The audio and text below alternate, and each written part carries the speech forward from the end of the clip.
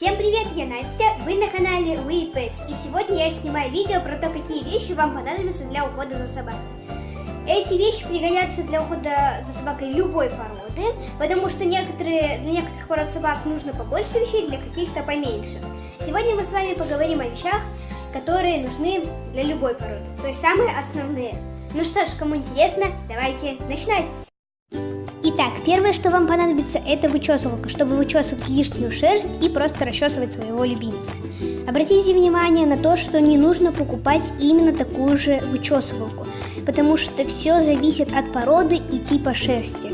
Лучше спросите в зоомагазине, какая вычесывалка подходит именно вашей собаке.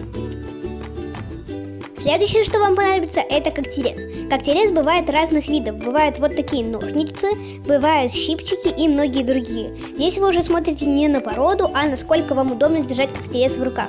Потому что если вам будет неудобно держать когтерез в руках, значит будет и неудобно обстригать когти. И вы можете обстричь лишнюю часть когтя, и собаке будет больно.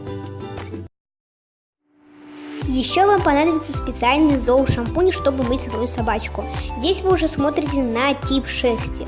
Лучше, конечно же, спросить в зоомагазине, какой шампунь подходит именно вам. Мы моемся вот таким вот шампунчиком для щенков, так как у нас еще щенок. Еще вам понадобится два полотенца. Одни вы будете вытирать собаку, а другое положите на дно ванны, чтобы у собаки лапы не скользили.